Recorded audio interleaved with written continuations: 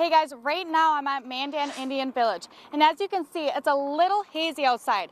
The visibility is 2.5 miles, which is really low. The air quality right now might seem clear and clean, but I could be breathing in particles from a wildfire hundreds of miles away.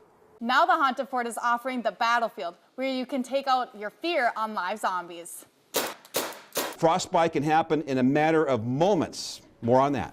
That's right, Kevin. Frostbite is most common on fingers, toes, ears, cheeks, nose, and chins. BNSF says they're responsible for owning, operating, maintaining, and replacing this structure behind me. I'm standing here at the Walk-Up Dairy Queen because it must be summertime. The proposed plan is to get the Morton Mandan Public Library moved from this building over to the Miracle Mart building across the street. Even if you weren't from Wishick, everybody came down to enjoy some sauerkraut.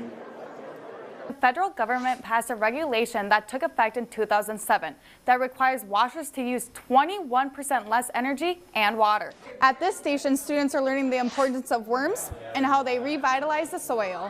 500 people showed up to Tatley's Eagle Park to get messy for childhood cancer. This is the second year of Mess Fest. It was a great day to roll around in mud and get colorful by throwing Jell-O. A lot of kids are fighting different battles right now, and it's really not to get upset about getting messy or things that we would get in trouble for. It's really just enjoy a day of getting as messy as we can because things could be a lot worse. Mess Fest is all about letting the kids have fun and be kids. Take a morning or take a few hours to just really realize that compared to childhood cancer, what we're dealing with every day is no big deal. It wasn't just for the kids. Parents got their hands dirty as well. And so it's kind of just a chance to relax and have a good time. But it's nice to see that all these people come out for something like this to support a good cause. Mess Fest hopes to become a yearly event. The city of Bismarck provided a water truck to hose people off. All the proceeds collected go back to the Brave the Shade Foundation and Ty Lewis Campos Foundation. Back to you in the studio. Officials continue to work against the clock to clean up the Maine Dakota Access Pipeline camp. While protesters are gone, some family members are stuck behind. It's extremely sad being these guys left behind, but Furry Friends offers hope. I mean, there's so much hope within Furry Friends as far as these puppies finding homes. Furry Friends Rock and Rescue is going back to the protest camp to pick up more animals, but they say they're having a hard time because of the heavy, loud machinery that's being used to clean up the area. It's a mess down there, so it's really, really hard to find these animals and get them.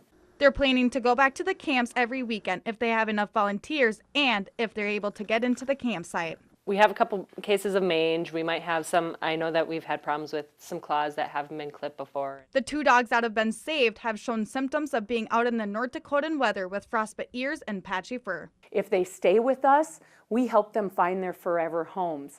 If somebody has left a dog behind and they're looking for that dog, we hope they'll contact us so we can help them find their dogs. Furry Friends says that their first priority is to keep these dogs warm and fed and to make sure that they're healthy.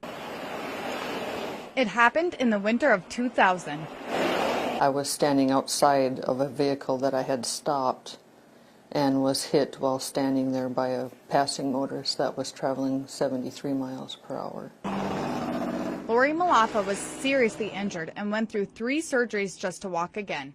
She is just one example why the Move Over law was passed in 2001 to help protect law enforcement, firefighters, and even tow truck drivers.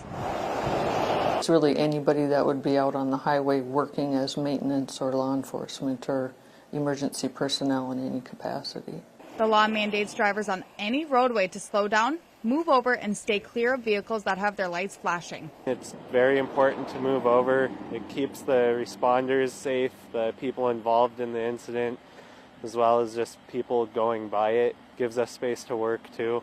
Do what we need to do and get traffic open. Malaffa says she'd like to see people move over for all vehicles that are on the side of the road.